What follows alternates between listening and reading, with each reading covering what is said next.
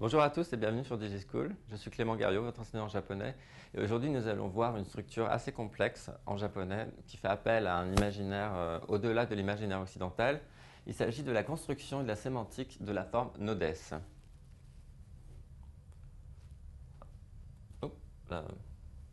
Alors, les informations et des constructions sur la forme nodes.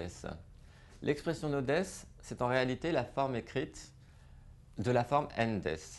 Vous savez, à l'oral, souvent en japonais, on a tendance à réduire un peu. Très usité à l'oral. Donc en fait, la forme endes, on l'utilise beaucoup plus à l'oral que la forme nodes à l'écrit.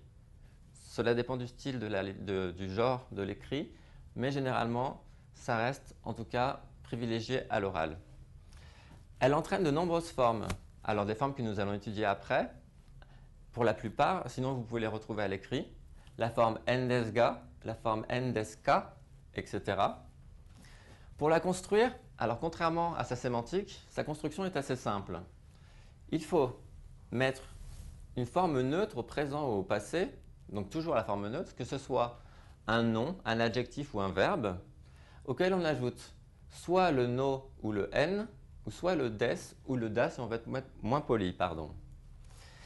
Mais dans le cas d'une phrase nominale, donc c'est-à-dire avec un nom, ou dans le cas d'une phrase avec un adjectif où la forme neutre sera da, nous remplaçons le da par un a. Par exemple, ame, na, nodes. Alors, pour vous illustrer, pour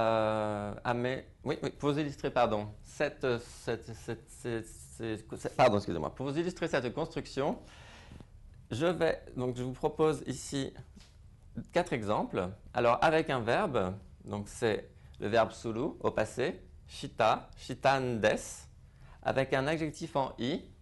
Alors, ici, je le fais un petit peu à côté, samukatandes, avec un adjectif en na, kireinandes, au présent, kiridatandes, au passé. Donc c'est vrai que kiridatandes, on a l'impression de répéter 2 fois des, qui est le cas, mais c'est grammaticalement correct. Et enfin avec un nom, la pluie, amenandes. Quel est le sens de nodes sous sa forme la plus simple?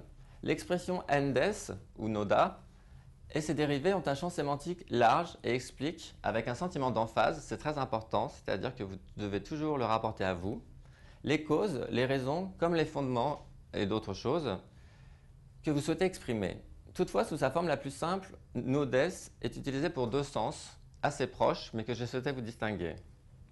Le premier, c'est lorsque l'on énonce la cause ou la raison de quelque chose qui a été demandé. Donc je rappelle que c'est empathique, donc qu'il faut que ce soit en rapport avec soi ou avec l'interlocuteur.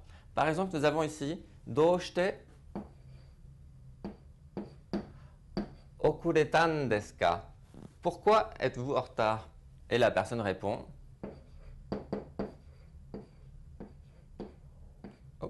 Densha ga konde itan desu. Alors, parce que le train était bondé. Donc j'ai mis la forme te iru au passé, te ita, pour dire que c'était bondé, mais que ça ne l'est plus, ndes. L'autre sens, c'est quand le locuteur soit donné plus de détails sur une réponse. Par exemple, mainichi kanji o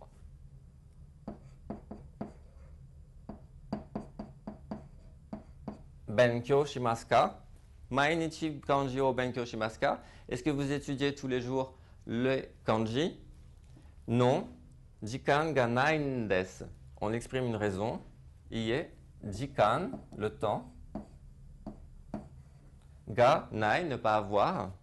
N, explication de la raison. Des, non, car. Donc, est-ce que vous apprenez tous les jours les kanji? Non, car je n'ai pas le temps. C'est fini pour la forme nodes. J'espère que ça vous aura aidé à l'aborder. Je sais que cette forme est assez complexe et qu'elle entraîne d'autres formes aussi.